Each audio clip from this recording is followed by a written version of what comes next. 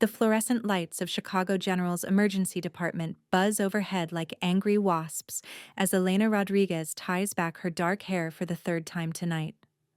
Her scrubs are already stained with coffee and someone else's blood. It's only 11 p.m., and she has 9 more hours on this double shift. The waiting room is packed with the usual Friday night chaos. A man clutching his hand wrapped in a dirty towel, a woman rocking a feverish toddler, two teenagers who reek of cheap vodka and bad decisions. Elena's feet ache in her worn sneakers. The sole on her right shoe is starting to separate, but new ones aren't in the budget this month. Not when her landlord just raised the rent another $200. Not when her sister's tuition payment is due. Not when she's already picking up every extra shift the hospital will give her. Nurse Rodriguez! Dr. Patterson barks from Trauma Bay 3. I need you. She moves without thinking, muscle memory guiding her through the organized chaos. This is her world, predictable in its unpredictability. She knows these hallways better than her own apartment. She knows which vending machine always steals your money, which attending physician is going to yell, which patients will try to grab her, which ones will thank her with tears in their eyes. If you're enjoying this story so far, don't forget to hit the like button and subscribe. Drop a comment telling me where in the world you're watching from. I love hearing from you. 3 hours later, Elena finally takes her break. Her stomach is eating itself, but the hospital cafeteria closed hours ago. She grabs her bag from her locker and heads toward the parking garage, planning to grab the granola bar she keeps in her car. The garage at this hour is a concrete tomb, fluorescent lights casting sickly yellow pools between shadows that seem too dark, too deep. Her 12-year-old Honda Civic sits in its usual spot on level 3, next to the maintenance elevator that no one uses. Cheap parking for a cheap car. She's fumbling for her keys when she hears it. Voices, low and urgent, echoing off concrete. Then a sound that makes her blood freeze. A wet, meaty thud. A gasp that cuts off too quickly. Elena's nursing instincts override her common sense. Someone is hurt. She moves toward the sound, her hand already reaching for her phone to call security. She rounds the corner of a concrete pillar and her world tilts sideways. 3 men in expensive suits stand in a circle. One is on his knees, hands zip-tied behind his back, blood streaming from his nose and mouth. The man standing behind him holds a gun pressed against the back of his head. The third man, tall, broad-shouldered, with dark hair swept back from a face that could have been carved from marble, watches with the cold detachment of someone observing a particularly boring business transaction. Please, the kneeling man sobs. Please, I have kids. You should have thought about that before you stole from me, the tall man says. His voice is quiet, cultured, with the barest hint of an Italian accent smoothed by American private schools. Before you thought I wouldn't notice. Before you decided your greed was worth more than your life. Elena's phone slips from her nerveless fingers. It hits the concrete with a crack that sounds like a gunshot. All 3 men turn to look at her. Time stops. Elena sees everything in crystal clarity. The serial number on the gun, the specks of blood on the tall man's pristine white shirt. The way his eyes, dark as midnight, cold as winter, lock onto hers. She can't breathe, can't move, can't think beyond the single screaming thought in her head. Run. Well, the tall man says, his voice still perfectly calm. This is unfortunate. The man holding the gun starts to turn it toward her. Elena's body finally remembers how to move. She spins, her worn sneakers squeaking on concrete, and runs. She doesn't make it 10 feet. A hand, large, strong, impossibly fast, wraps around her upper arm and yanks her backward. She slams into a body that feels like hitting a brick wall. An arm encircles her waist, lifting her off her feet as easily as if she weighs nothing. She opens her mouth to scream, and a hand clamps over it. Don't. a voice murmurs in her ear. Not the tall man. The one who was holding the gun.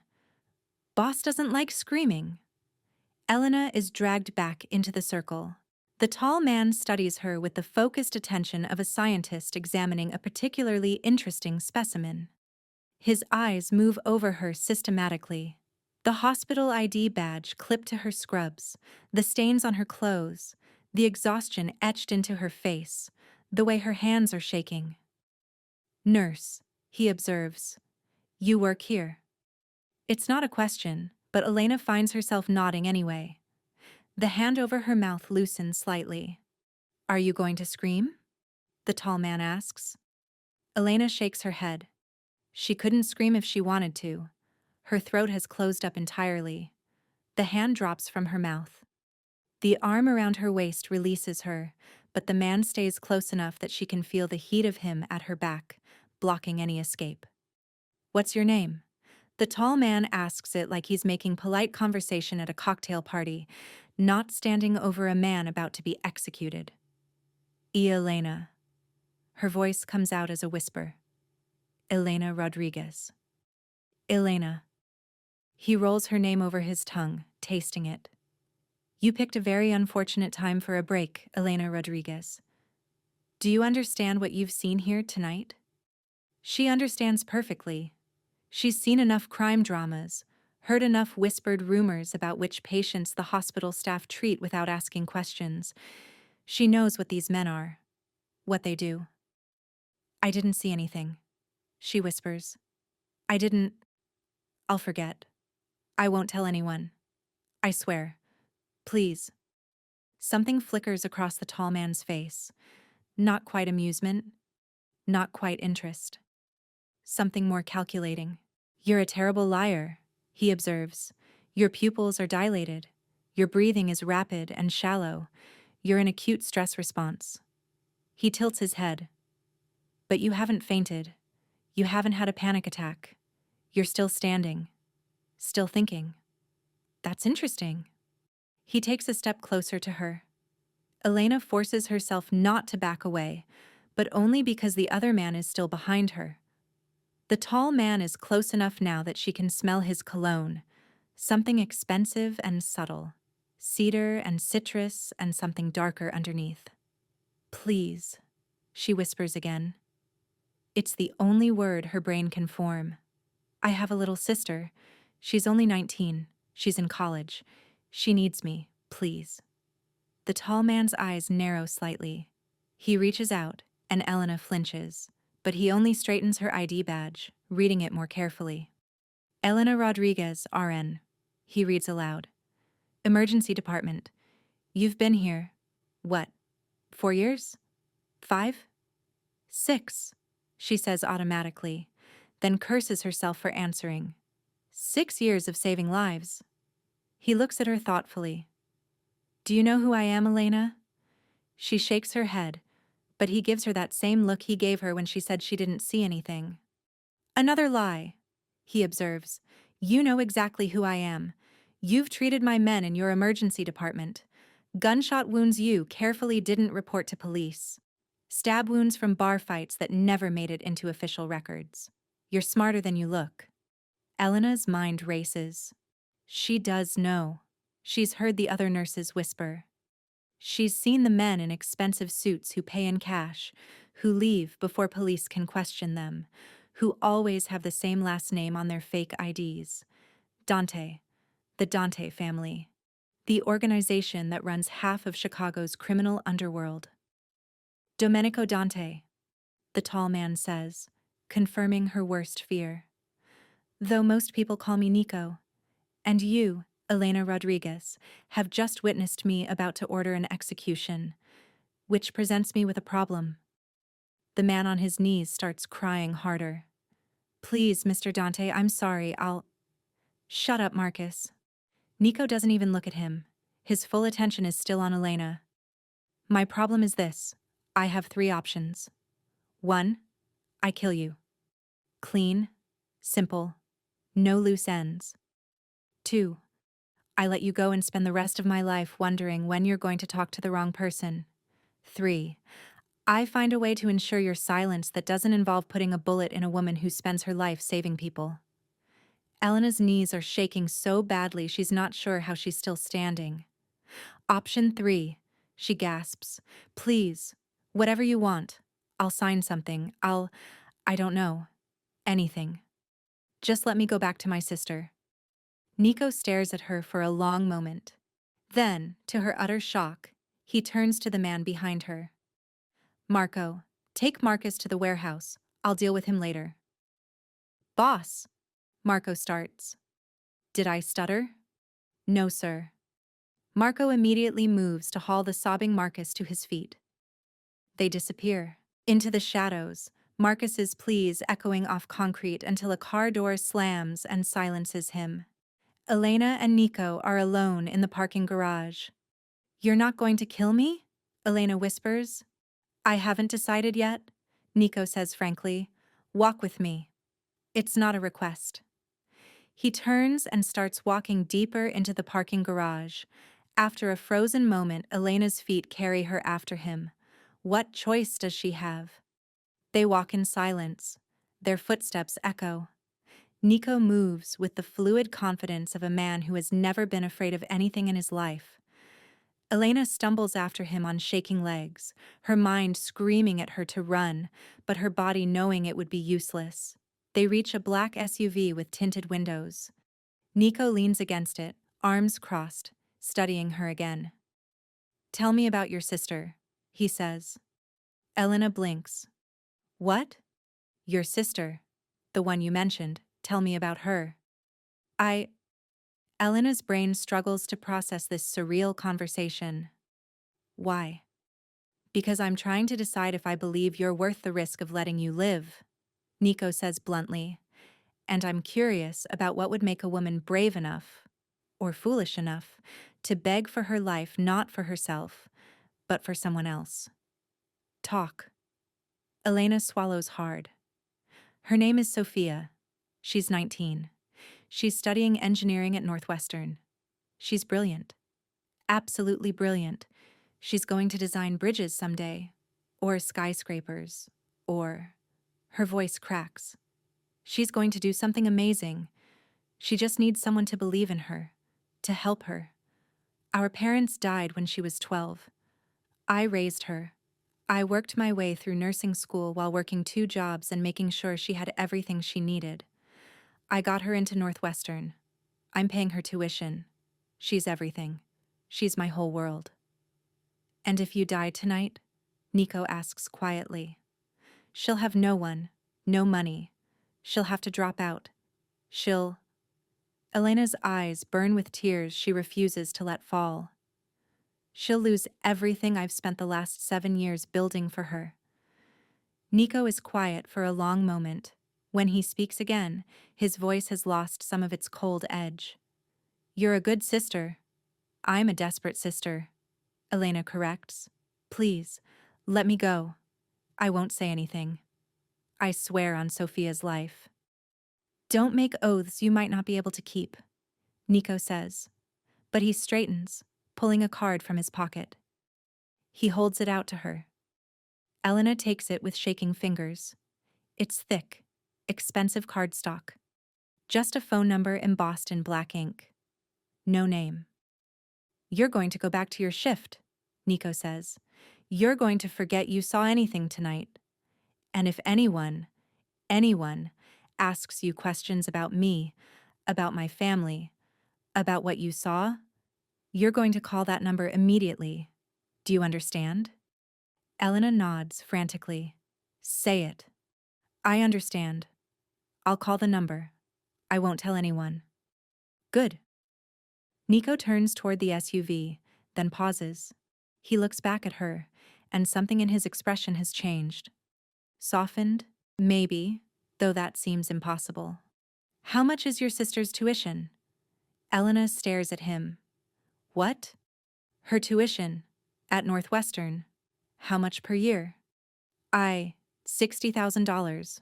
Why? Nico pulls out his phone, taps something, then slides it back into his pocket. Check your bank account tomorrow. Consider it payment for your continued discretion. And Elena? She can barely breathe. Yes? Get better shoes. The ones you're wearing are going to get you hurt. He climbs into the SUV. It pulls away, leaving her standing alone in the parking garage, clutching a business card and wondering if she just hallucinated the last 15 minutes of her life. Elena doesn't sleep that night.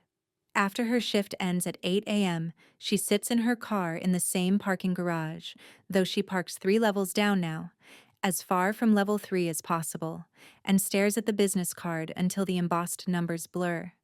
Then she checks her bank account. The number on her screen doesn't make sense. It has too many digits. She refreshes. The number stays the same. $60,000. Deposited at 3:47 a.m. from an account labeled Only DM Enterprises. Elena's hands shake so badly she drops her phone. This is real. Last night was real. She witnessed a mafia boss about to execute a man, and instead of killing her to keep her quiet, he paid her sister's tuition. The whole thing feels like a fever dream, except fever dreams don't leave $60,000 in your checking account. She drives home in a daze. Her apartment is a cramped one-bedroom in a building that should have been condemned a decade ago. The heat only works sporadically. The bathroom faucet drips no matter how many times the landlord's nephew fixes it. But it's home. It's hers. It's safe. Except nothing feels safe anymore. Sophia is asleep on the pull-out couch. She stays with Elena on weekends to save on dorm costs. Her dark hair fans across the pillow, her face peaceful in sleep. 19 years old and still so young, so full of dreams about changing the world with her bridges and buildings. Elena watches her for a long moment, memorizing the curve of her cheek, the steady rise and fall of her breathing. What would have happened to Sophia if Elena had died last night in that parking garage? The thought makes her physically ill. She barely makes it to the bathroom before she throws up. Over the next 3 days, Elena tries to return to normal. She works her shifts. She smiles at patients. She takes vitals and administers medications and holds the hands of scared people who need someone to tell them it's going to be okay. But she keeps seeing Nico Dante's dark eyes, keeps hearing his quiet voice. I haven't decided yet. She doesn't tell anyone. Not Sophia. Not her best friend Carmen, who works in pediatrics. Not Dr. Patterson, who asks her twice if she's feeling all right because she's so jumpy. How could she explain? Oh, I witnessed a mob execution, and now a mafia boss has paid my sister's tuition, and I don't know if I'm safe, or being watched, or about to die. On the 4th day, she arrives at work to find a box on her locker. Her name is written on top in elegant handwriting. Inside, wrapped in tissue paper, is a pair of sneakers. Not just any sneakers. Top-of-the-line running shoes in exactly her size, the kind that cost $200. The kind she's looked at longingly online but would never, ever spend money on when Sophia needs textbooks. There's a note tucked inside the left shoe. 2 words in the same elegant handwriting. Better shoes. Elena's heart hammers against her ribs. He's been here, at her work, asking about her, finding out what size shoes she wears, watching. She shoves the box back into her locker and tries to forget about it. But her current sneakers choose that exact shift to completely fall apart, the sole separating from the upper so badly she's literally shuffling around the emergency department like she's wearing broken flip-flops. Carmen notices. Girl, you need new shoes. Elena thinks about the box in her locker, about the man who put it there, about the fact that he's apparently tracking her closely enough to notice her falling apart footwear. She wears the new shoes. They fit perfectly. They make her 12-hour shift feel like walking on clouds. She hates how good they feel, hates what they represent, hates that she can't even throw them away because she literally has no other functional footwear and no money to buy more until her next paycheck. On the 5th day, a man walks into the emergency department with a gunshot wound to the shoulder. Elena recognizes him immediately. Marco. The man who held her in the parking garage, the man who dragged the crying Marcus away to his fate. He's with another man in an expensive suit who does the talking. My friend had an accident cleaning his gun. We'd appreciate discretion. The attending physician, a new resident who doesn't know the unspoken rules yet, starts to protest that gunshot wounds must be reported. But Elena catches his eye and shakes her head minutely. The resident, reading her expression, swallows his objections. Elena assists with the procedure to remove the bullet. Marco doesn't flinch, doesn't make a sound, just watches her with dark, assessing eyes the entire time. When it's done and they're bandaging him, he speaks quietly so only she can hear. Boss was right about you. Smart, discreet, good instincts. Elena doesn't respond. She finishes the bandaging and steps back. Marco stands, testing his shoulder. He wants to see you. Elena's blood runs cold. What? Tonight, 10 p.m. The address is in your coat pocket. Marco's expression is unreadable. Don't be late, and don't bring anyone. He walks out before she can respond, before she can ask what happens if she doesn't show up, before she can do anything but stand there with her heart racing. She checks her coat pocket during her break. There's a slip of paper with an address in the gold. Ike Coast, one of Chicago's wealthiest neighborhoods. And beneath the address, one line in that same elegant handwriting, "Please, I only want to talk." The please disturbs her more than a threat would have. At 9:30, against every instinct that tells her this is a terrible idea, Elena finds herself driving north. She's still in her scrubs. She doesn't have time to go home and change, and honestly, what would she even wear to meet a mafia boss? Her best dress is from Target and has a stain on the hem she's never been able to get out. The address leads her to a building that makes her apartment look like a homeless shelter. Gleaming glass and steel, a doorman in an actual uniform, a lobby with marble floors and crystal chandeliers. The doorman sees her approaching and opens the door before she can reach for it. "Ms. Rodriguez," he says, "Mr. Dante is expecting you. Penthouse level." Of course, Nico Dante lives in the penthouse. The elevator is lined with mirrors and more crystal. Elena stares at her reflection. Exhausted woman in rumpled scrubs and her new suspiciously acquired sneakers, hair falling out of its ponytail, stress written in every line of her face. She looks like exactly what she is. Someone who doesn't belong in a place like this. The elevator opens directly into the penthouse. Not a hallway, not a lobby. The doors part and she's standing in the most beautiful space she's ever seen. Floor-to-ceiling windows overlooking the Chicago skyline, glittering like a jewelry box, hardwood floors that probably cost more than her annual salary.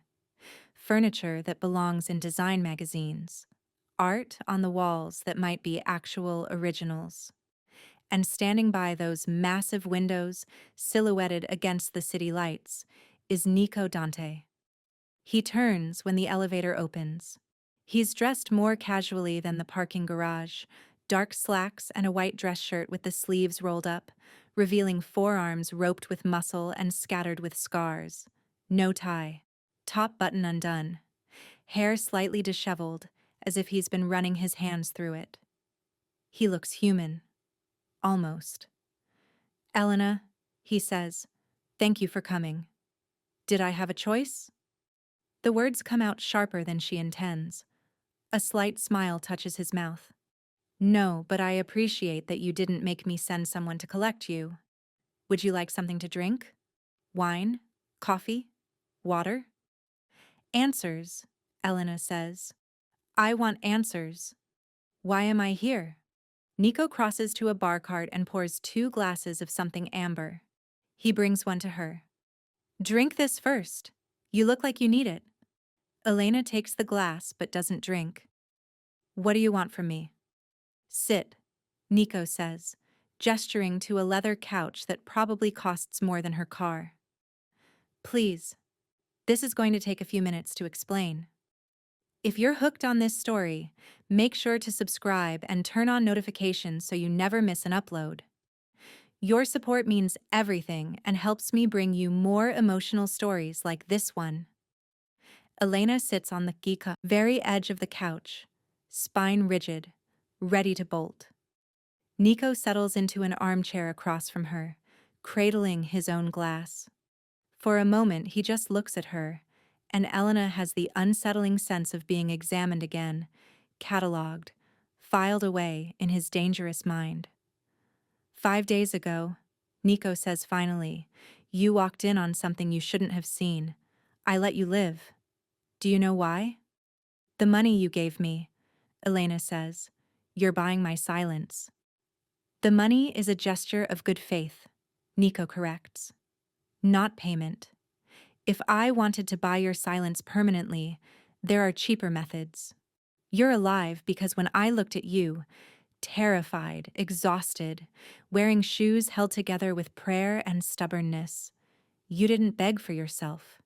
You begged for your sister. And I realized you might be exactly what I need. Elena's grip tightens on her glass. What you need for what? Do you know what I do, Elena?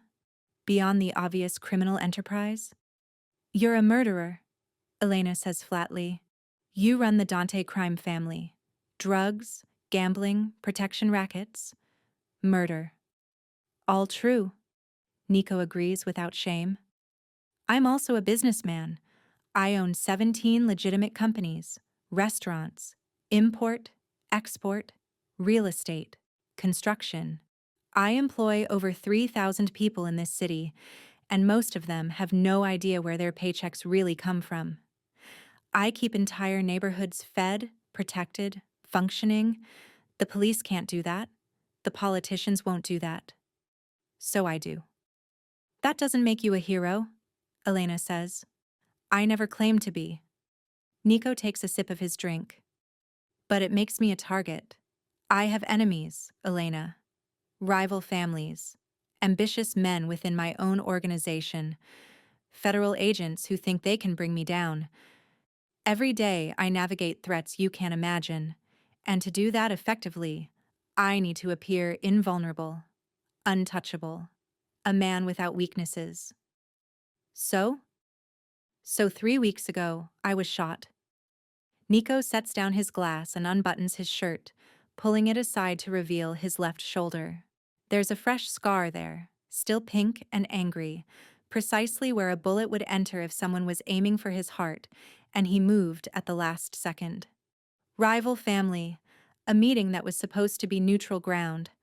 I survived, obviously, but it was closer than I like. And my doctor tells me the only reason I survived is because the bullet missed my subclavian artery by 2 millimeters. Elena stares at the scar. Her clinical mind automatically assesses trajectory, entry point, likely damage. It should have killed him, should have bled him out in minutes. I got lucky, Nico continues, buttoning his shirt again. But I don't like relying on luck.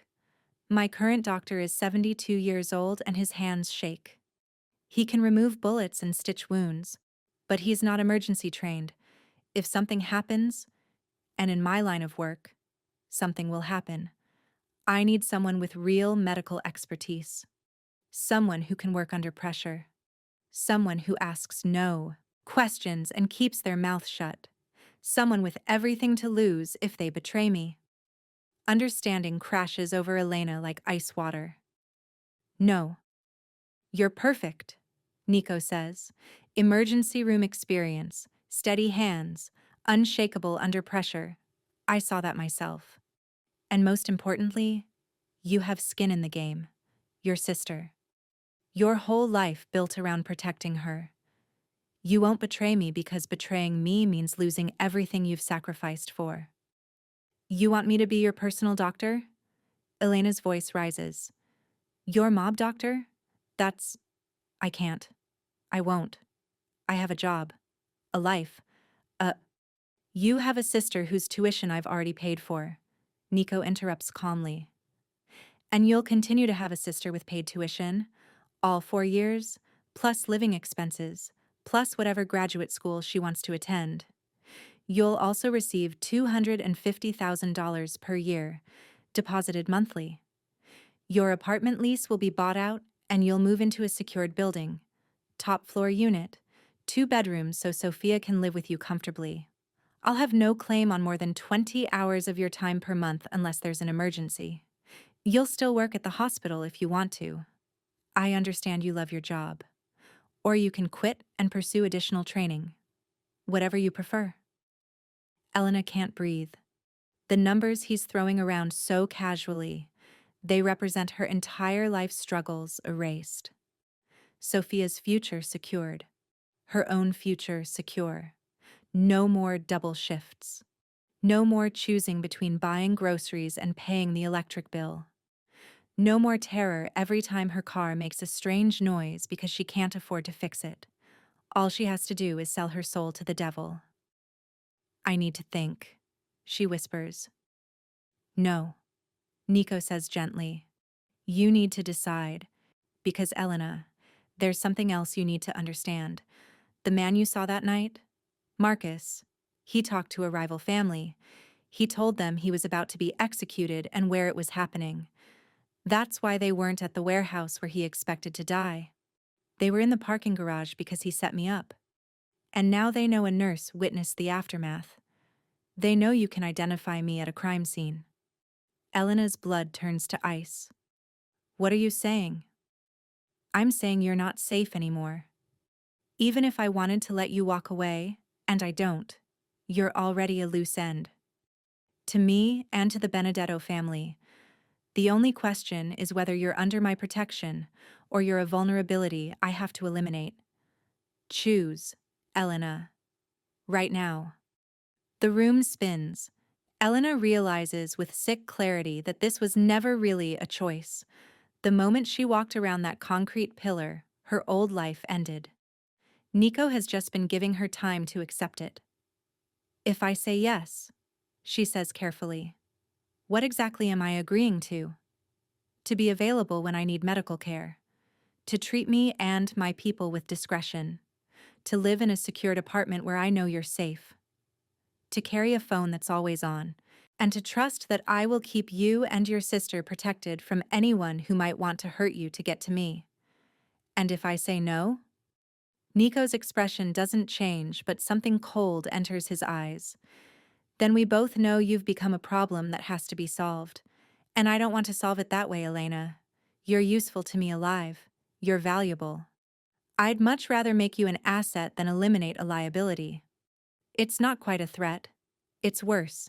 It's a simple statement of fact from a man who has built his life on ruthless practicality.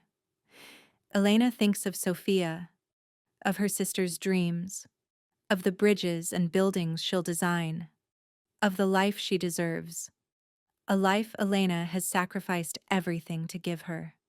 She thinks of her mother's face the day before she died, making Elena promise to take care of Sophia no matter what. No matter what. Okay, Elena whispers. Okay, I'll do it. Nico's shoulders relax fractionally. She wouldn't have noticed if she wasn't trained to observe subtle physical changes. Smart choice. I hate you, Elena says. It comes out before she can stop it. That's fine, Nico replies. Hate me if you want. Fear me if you need to. Just keep me alive. That's all I ask. He stands and walks to a desk, returning with a folder. Your new apartment keys, the address. The moving company will pack and transfer your belongings tomorrow. Give them a list of what to take and what to leave. You'll meet with my head of security the day after to be briefed on protocols. And this. He pulls out a phone, sleek and black. Is your direct line. It has one contact in it. Me. Keep it charged and keep it with you. Elena takes the items with numb fingers. This is happening. This is really happening. One more thing, Nico says. He's standing close now, close enough that she has to tilt her head back to meet his eyes. I need you to understand something. I'm not a good man, Elena. I've killed people. I've ordered deaths. I've done things that would give you nightmares. But I protect what's mine. Absolutely. Ruthlessly. Without compromise. As of this moment, you're mine. Which means no one touches you. No one threatens you. No one makes you afraid. Anyone who tries answers to me. Do you understand? There's something fierce in his voice, something possessive that should terrify her, but instead sends a strange heat curling through her stomach. I understand. Elena manages. Good. Nico steps back, releasing her from the intensity of his proximity. Marco will drive you home. Get some sleep. Tomorrow your new life begins. The apartment is like something out of a dream. Floor-to-ceiling windows overlooking Millennium Park. Hardwood floors that gleam. A kitchen with appliances Elena doesn't even know how to use. 2 bedrooms, each bigger than her entire old apartment. A bathroom with a tub deep enough to swim in. Sophia walks through the space with her mouth hanging open. How is this possible? The hospital gave you a raise? A huge raise? Elena has prepared this lie carefully. A grant. For continuing education, it comes with housing. I know it seems sudden, but this is amazing. Sophia throws her arms around Elena. You work so hard. You deserve this. You deserve everything. The guilt tastes like ashes in Elena's mouth. Over the next week, Elena settles into her strange new reality. She works her regular shifts at the hospital. She comes home to luxuries she never dreamed of. She keeps the black phone charged and with her always. It doesn't ring, but she sees them. Nico's people, always at a distance, always watchful. The man reading a newspaper in the coffee shop across from the hospital entrance. The woman in the business suit who seems to be on the same train as Elena every morning. The security guard in her building who's just a little too attentive. She's being watched, protected, monitored, owned. On the 8th day, the phone rings. Elena's in the middle of her shift, triaging a kid with a broken arm, when the phone buzzes in her pocket. Just once. Then a text appears. Medical emergency. Address attached. Come now. Her hands shake as she reads the address. It's a restaurant. One of Nico's legitimate businesses, she realizes. She's seen the name on the list of properties he gave her. She tells Dr. Patterson she has a family emergency. She doesn't wait for permission. She just goes. The restaurant is closed, metal gate pulled down over the front entrance. But there's a man waiting in the alley. He sees her and jerks his head toward a service entrance. Upstairs. Private office? He's losing a lot of blood. Elena's training kicks in. She follows him up narrow stairs, her emergency kit, assembled from hospital supplies over the last week, clutched in her hands. The office door is open. She walks in and stops dead. Nico is sitting in a chair, his shirt soaked with blood. Marco is pressing a towel to his side, but it's already saturated. There's blood on the floor, on the desk, splattered on the wall. Knife wound. Marco says tersely, 10 minutes ago. Meeting went bad. Elena drops to her knees beside Nico. His face is pale, jaw clenched against pain, but his eyes are clear and focused on her. Hello, doctor, he says, and despite everything, the blood, the danger, the insanity of her life, he almost smiles. Sorry about the mess. Elena's hands don't shake as she cuts away Nico's blood-soaked shirt. They can't. She's done this 1,000 times. Assessed trauma, prioritized treatment, saved lives while chaos erupted around her. This is just another patient. Just another emergency. Except the patient is watching her with dark eyes that miss nothing, and the blood on her hands belongs to a man who owns her life. Marco, I need better light. And clean towels. As many as you can find. Elena's voice is steady, professional. She examines the wound carefully. It's deep, ragged between his lower ribs on the left side. The blade went in at an angle. Probably missed. Major organs, but I need to check for internal bleeding.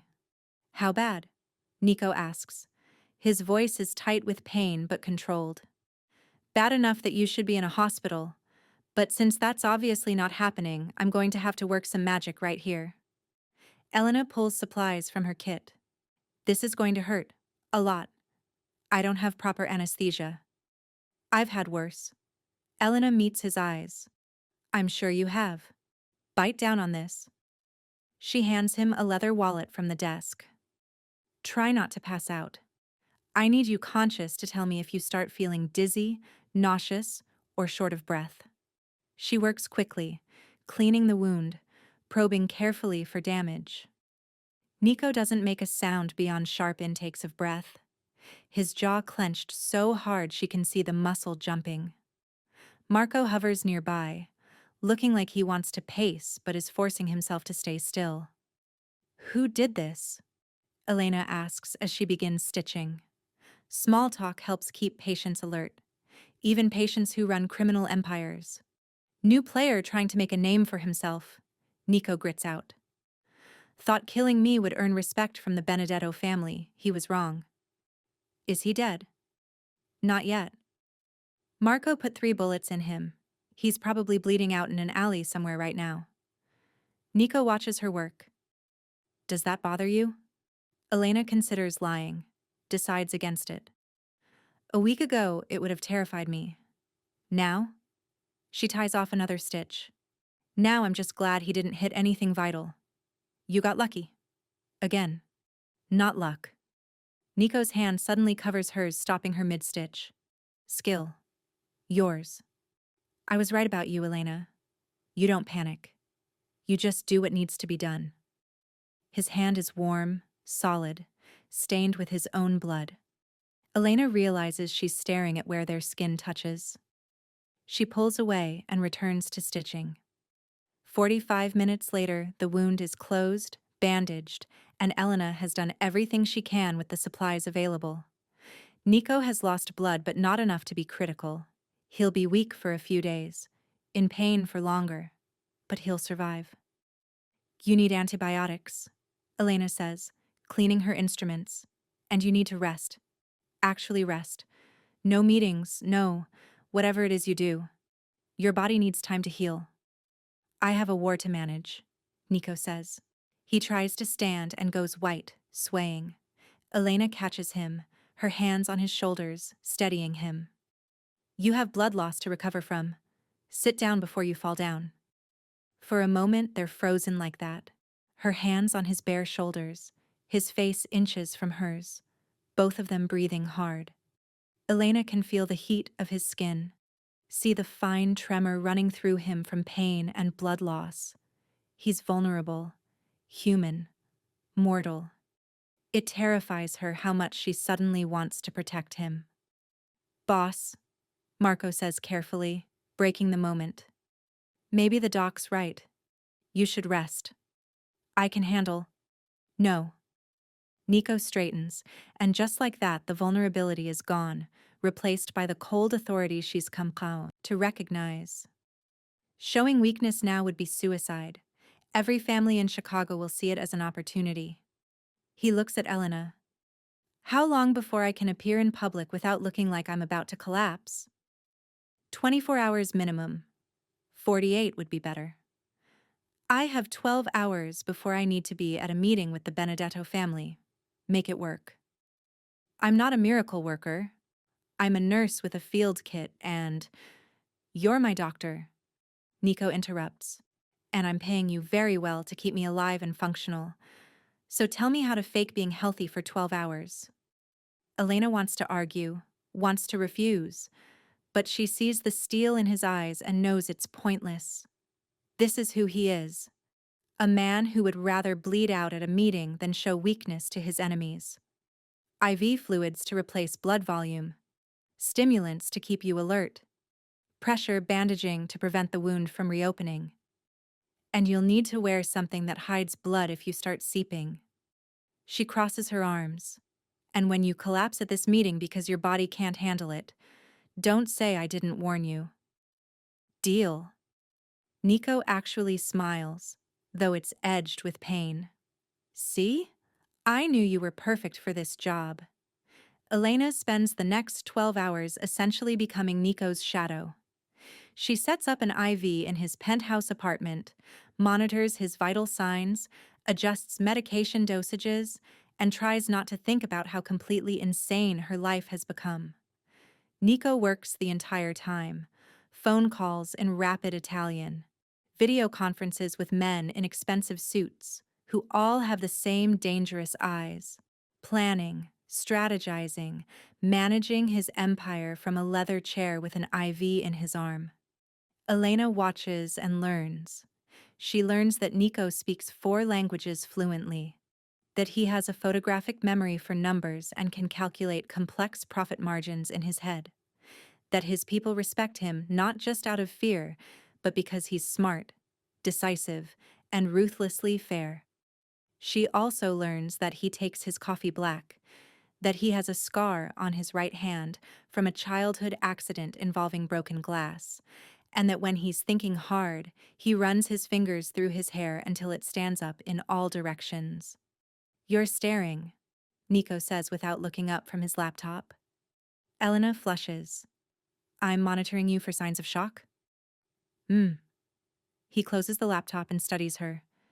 You're still afraid of me? It's not a question, but Elena answers anyway. Yes.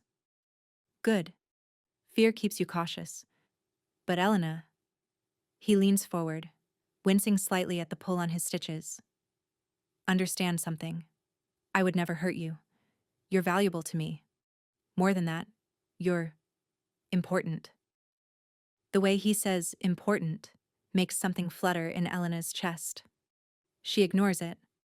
What happens after this meeting? She asks, changing the subject. If you convince them you're not weak? Then we have peace for a while longer. If I show weakness, they'll move against me within days. My own captains might start getting ambitious. It's a delicate balance. He stands carefully, testing his mobility. How do I look? Elena assesses him critically. He's dressed in an immaculate charcoal suit that hides the bandaging. His color is better thanks to the IV fluids. The stimulants have sharpened his eyes. He looks every inch the dangerous, powerful man he is.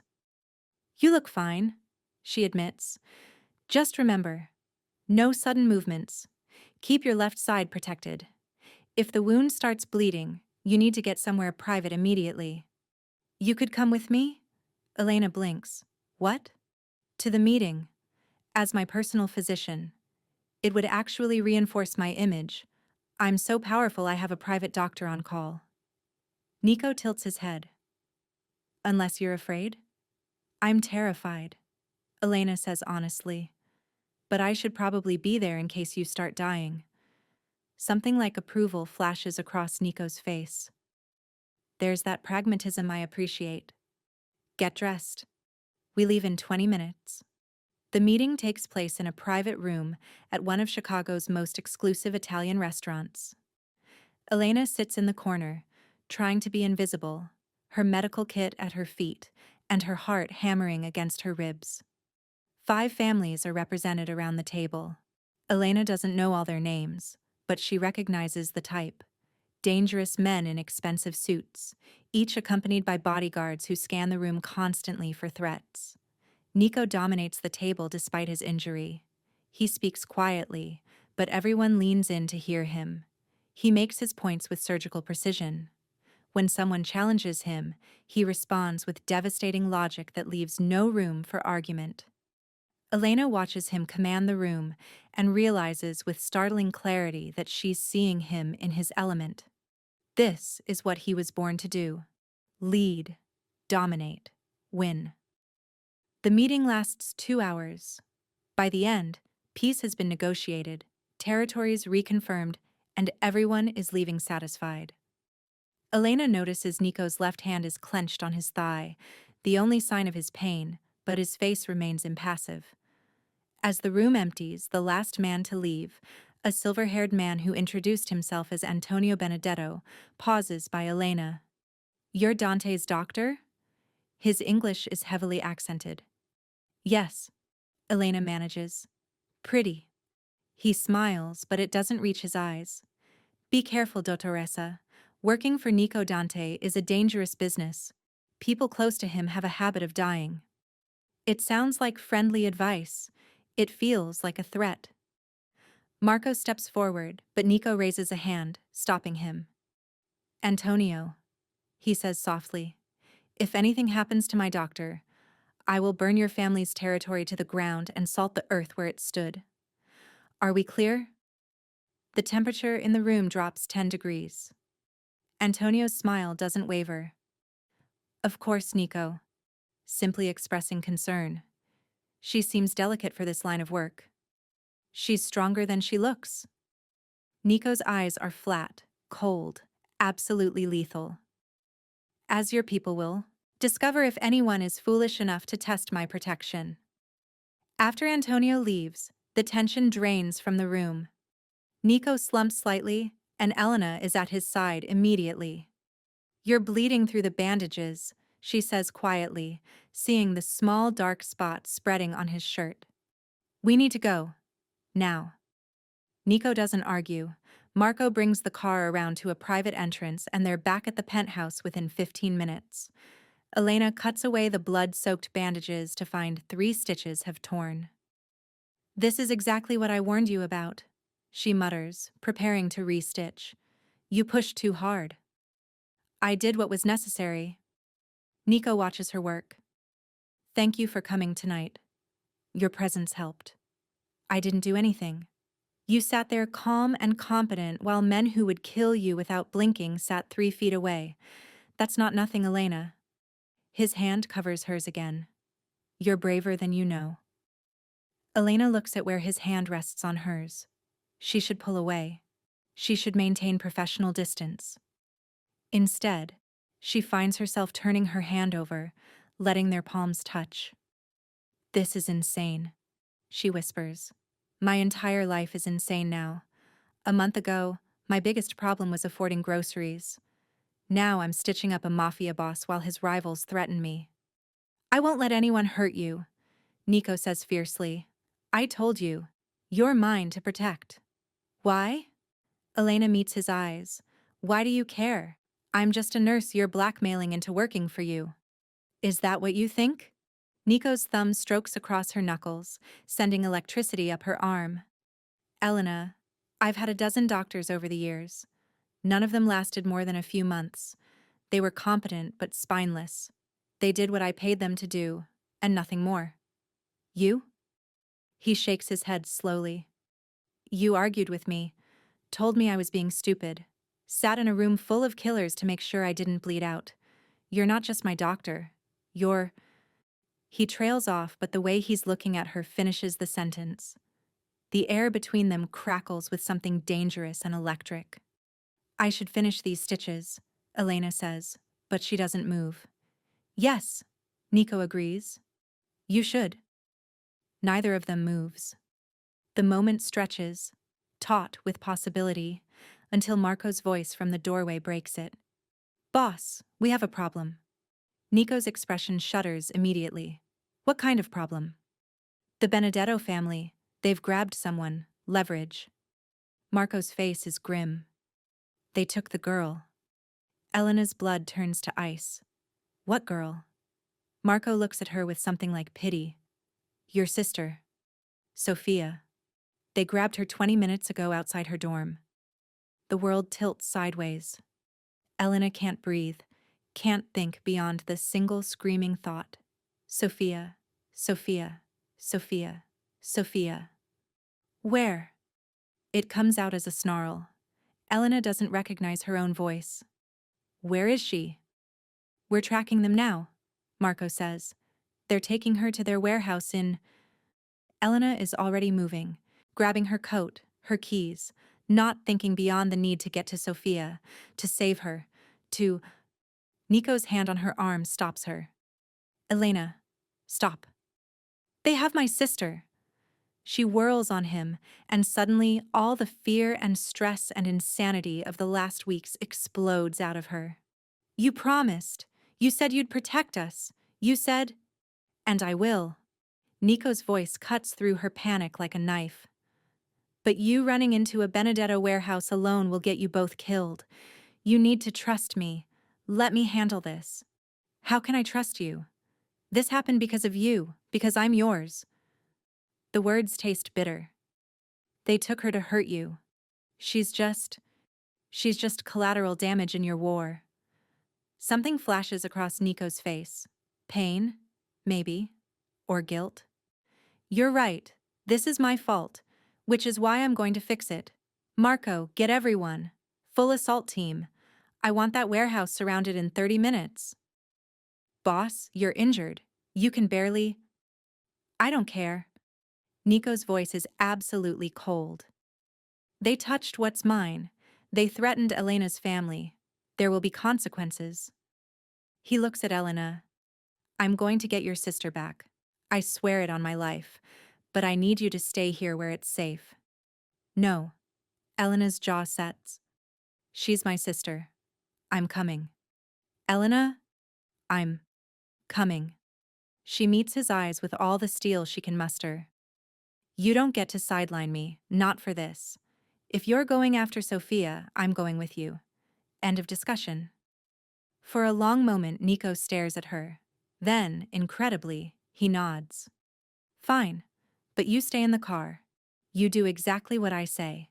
And if I tell you to run, you run. Agreed? Agreed. Then let's go get your sister. The warehouse is exactly the kind of place horror movies are filmed. Industrial district, abandoned buildings, shadows pooling in corners that streetlights don't reach. 3 black SUVs pull up 2 blocks away, disgorging men in tactical gear who move with military precision. Elena sits in the back of the lead SUV, Nico beside her, watching through tinted windows as Marco coordinates the assault team via earpiece. Her hands are shaking so badly she has to clench them into fists. She's going to be okay, Nico says quietly. They won't hurt her. She's only valuable as leverage if she's unharmed. How do you know? Because it's what I would do. He turns to look at her, and his expression is softer than she's ever seen it. I know you hate me right now. I know you blame me. You should. But Elena, I swear to you, I will burn this city to the ground before I let anyone hurt your sister. Before Elena can respond, Marco's voice crackles over the radio. We're in position. 6 hostiles visible. The girl is in the northwest corner, tied up, but appears unharmed. Relief floods through Elena so intensely she feels dizzy. Go, Nico says into his own radio. I want her out in 5 minutes. What happens next is simultaneously terrifying and fascinating. Nico's men move like a well-oiled machine, flashbangs. Through windows, coordinated entry from 3 sides, suppressing fire that sounds like the end of the world. Elena wants to run inside, to get to Sophia, but Nico's hand on her arm keeps her in place. Wait. Let them clear it first. 4 minutes later, Marco's voice returns. Building secure. 6 hostiles down, 3 wounded, 3 dead. The girl is safe. Scared but unharmed. Bringing her out now. Elena is out of the SUV before anyone can stop her. She runs toward the warehouse entrance, her feet carrying her faster than thought, and then Sophia is there, being carried out by one of Nico's men, pale and crying but alive, blessedly alive. Elena! Sophia sobs, and Elena catches her, pulling her close, both of them crying and holding each other. You're okay, I've got you, Elena chants, checking Sophia over with shaking hands. No blood, no obvious injuries, just terror and shock. Did they hurt you? Sophia, look at me, did they hurt you? No, they grabbed me, put a bag over my head, tied me up. They said, Sophia's voice breaks. They said they were going to kill me to send a message. Elena, what's happening? Why did they take me? Elena opens her mouth, but no explanation comes. How can she explain this nightmare? She was taken because of me. Nico's voice, quiet and controlled, comes from behind them. I apologize, Sophia. This should never have happened. My enemies thought hurting you would hurt me. They were right. But they'll never make that mistake again. Sophia stares at him, then at Elena. Who is he? Elena, what's going on? I'll explain everything, Elena promises. But right now we need to get you checked out. Make sure you're really okay. Can you walk? Sophia nods shakily. Elena keeps an arm around her as they head back to the SUV, but she glances back at Nico. He's standing in the warehouse entrance, silhouetted against the harsh lights inside, and even from this distance Elena can see the cold fury on his face. Marco approaches him, says something quietly. Nico's response is too low for Elena to hear, but Marco nods and heads back inside. A moment later, Elena hears a single gunshot. She knows without asking that the wounded hostiles are no longer wounded. This is who he is, she reminds herself. A killer, a criminal, a man who solves problems with violence, but he's also the man who just risked everything to save her sister. Back at the penthouse, Elena settles Sophia in the guest room. Her sister is in shock, wrapped in blankets, sipping tea that Elena has laced with mild sedatives from her medical kit. Tell me the truth, Sophia says. Her voice is small, young, nothing like the confident college student she usually is. Are you with him? The scary man? Elena sits beside her on the bed. It's complicated. That's not an answer. I work for him, as his doctor. He pays me a lot of money. That's how I afforded this apartment. That's how I paid your tuition. Elena takes her sister's hand. Sophia, I made a deal to keep us safe, to give you the future you deserve. But that deal put us in danger. And I'm so sorry. I thought I could protect you. I thought, you did protect me, Sophia interrupts. He saved me. Because of you. Right? Elena nods. Then maybe he's not so bad. Sophia's eyes are starting to drift closed. The sedatives are working. Maybe you made the right choice. Just be careful, okay? I can't lose you. You're all I have. You're not going to lose me, Elena promises. Never. I'll always protect you. But as she watches Sophia fall asleep, Elena wonders if that's a promise she can actually keep in this new world she's entered. She finds Nico on the balcony, standing at the railing despite the cold wind. His suit jacket is off, and she can see fresh blood seeping through his shirt. Your stitches opened again, she says. I know. You should have stayed in the car like Marco said. I couldn't. Nico doesn't turn around. I had to be there, to make sure, to see for myself that she was safe. Elena moves to stand beside him. The Chicago skyline glitters before them, beautiful and indifferent. You killed those men? Yes. All of them. The ones who touched your sister? Yes. I wasn't going to let them live to try again. Now he does turn to look at her. Does that horrify you? Elena considers. A week ago, the answer would have been yes. Now? I should be horrified, I should be sickened. But all I can think is, good. They hurt my sister. They terrified her. They deserve whatever you did to them. You're adapting to my world, Nico observes. Faster than I expected. I don't have a choice, do I? Elena wraps her arms around herself against the cold. This is my life now. Your world. Your rules. Your protection and your enemies and your violence. You always have a choice. Nico's voice is soft. I could let you go. You and Sophia. Set you up somewhere far from Chicago with new identities. Enough money to start over. You'd be free of me. Elena's breath catches. You'd really do that? After everything? If it's what you want.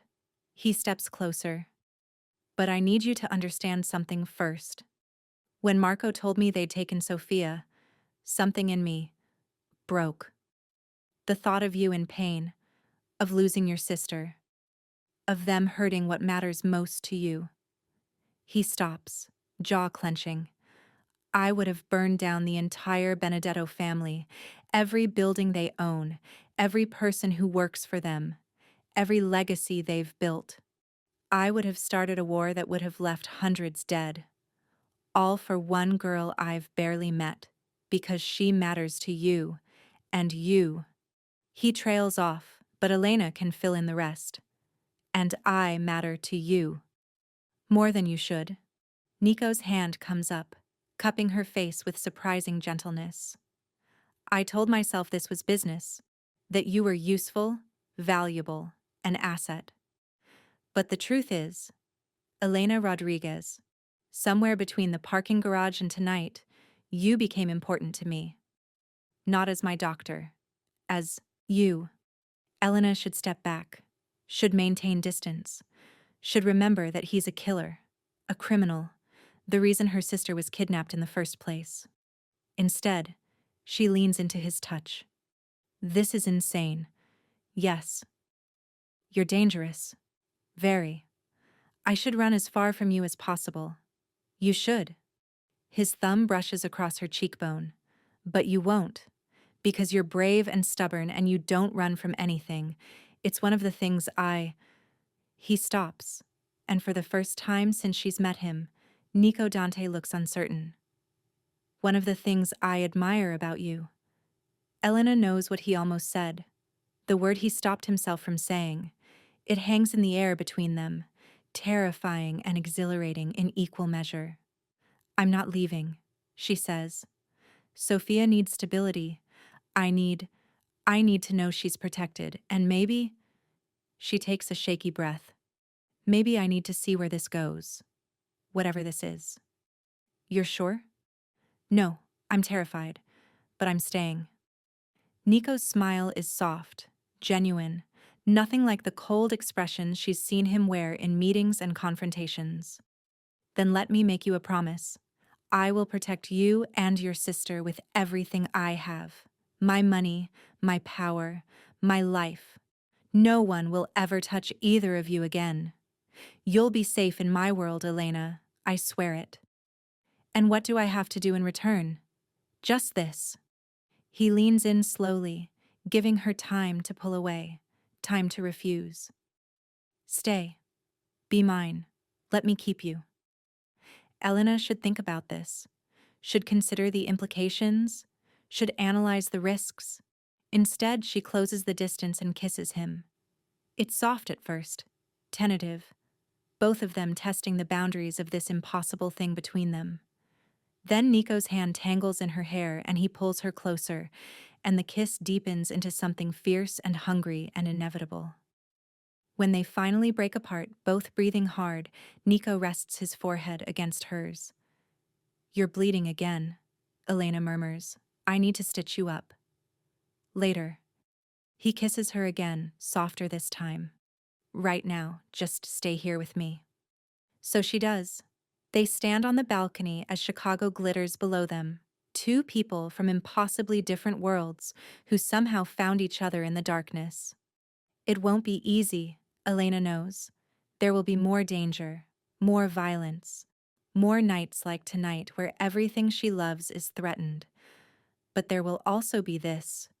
Nico's arms around her, his protection surrounding her, and the growing certainty that somehow, impossibly, she's falling in love with a man who could destroy her world or defend it with equal ferocity.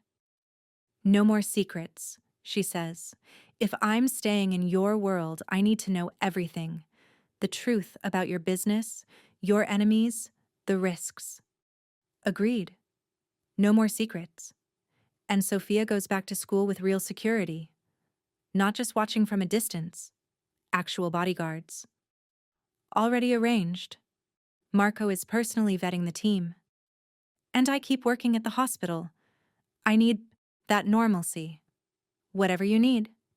Nico pulls back to look at her. Anything you need, it's yours. Just don't leave. I won't, Elena promises. I'm yours, remember? You made sure of that. No. Nico's expression is serious. You were mine the moment you walked around that pillar and I decided not to kill you. I just didn't know it yet. 3 months later, Elena walks into the hospital for her shift and finds roses waiting in her locker. Red ones, a dozen of them, with a note in elegant handwriting. Dinner tonight. Wear something nice. And Carmen sees the flowers and whistles. Someone has an admirer. Same mystery man who sends you flowers every week? Something like that. Elena can't help but smile. Her life has changed in ways she never imagined. She still works at the hospital. She needs the anchor of normalcy, the reminder of who she was before everything changed. But now she also attends family dinners where the family is made up of dangerous men who treat her with careful respect. She's stitched up more gunshot wounds than she can count. She's learned to spot undercover police and rival family scouts. She's become fluent in the unspoken rules of Nico's world. And somewhere along the way, she's fallen completely, irrevocably in love with him. It wasn't the money, though the financial security is life-changing. It wasn't the protection, though knowing Sophia is safe lets Elena breathe easier. It's the way Nico listens when she talks about her day. The way he remembers she takes her coffee with too much sugar. The way he holds her at night like she's something precious. The way he's introduced her to his people not as his doctor, but as his Elena, with a possessive pride that makes her heart race. He's still dangerous, still a killer, still runs an empire built on activities Elena doesn't always want to think about too closely, but he's also brilliant, surprisingly gentle, fiercely protective, and utterly devoted to the people he considers his. And Elena, emergency room nurse, protective older sister, woman who once lived paycheck to paycheck, is one of those people. That evening, she dresses in the designer clothes that have slowly filled her closet, gifts from Nico that she's stopped refusing. The car service picks her up and brings her not to a restaurant, but to the penthouse. She finds Nico on the balcony where they first kissed, the table set for two with candles and wine and food from her favorite Italian place. He's wearing dark slacks and a white shirt with the sleeves rolled up, and when he sees her, his smile is the genuine one he reserves only for her. You cooked? Elena asks, surprised. I had it catered, but I set the table myself. Does that count? She laughs and lets him pull her into his arms. It counts. They eat and talk and watch the city lights come alive below them. It's peaceful, domestic. Nothing like the dangerous world they both navigate. This is their world, the private space they've carved out, together. After dinner, Nico takes her hand. I have something for you. He pulls out a small box, and Elena's heart stops. Nico. It's not what you think. Not yet. He opens the box to reveal a key. This is the key to my villa in Italy, Lake Como. It's beautiful, peaceful, and most importantly, it's completely secure. I want you and Sophia to spend the summer there. Get away from Chicago, from the business, from all of this. Just breathe. Elena stares at the key. You're sending us away? I'm giving you options. I'm showing you that your life doesn't have to be entirely consumed by my world. You can have normal Elena, peaceful, safe, whenever you need it. Nico cups her face. I love you. I know I haven't said it yet, but I do. And because I love you, I need you to know you're not trapped. You're not just mine because I claimed you. You're mine because you choose to be. And I need you to keep choosing. Elena's eyes fill with tears. You love me? Completely. Hopelessly. In a way that would make me weak if it were anyone but you. He brushes a tear from her cheek. I know you love me too. I see it every time you stitch me up while yelling at me for being reckless. Every time you argue with me about medication dosages. Every time you look at me like I'm not a monster. You're not a monster, Elena whispers. You're dangerous and ruthless and you've done terrible things. But you're not a monster. Not to me. Not to the people you protect. You're just Nico. She kisses him, pouring everything she feels into it. Love and fear and gratitude and desire and commitment. When they break apart, she takes the key. I'll think about the summer trip. But Nico, I'm choosing you. Right now. Always. I choose you. His arms tighten around her. Then you're stuck with me. I don't let go of what's mine. Good, Elena murmurs against his chest. Because I'm not planning on going anywhere. They stand together as the city glitters below them.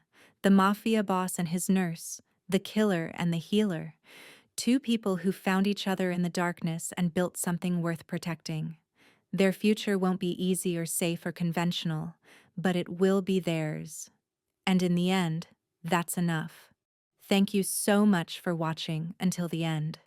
If you loved this story, check out the other videos on your screen now. I think you'll really enjoy them. And don't forget to subscribe if you haven't already. See you in the next story.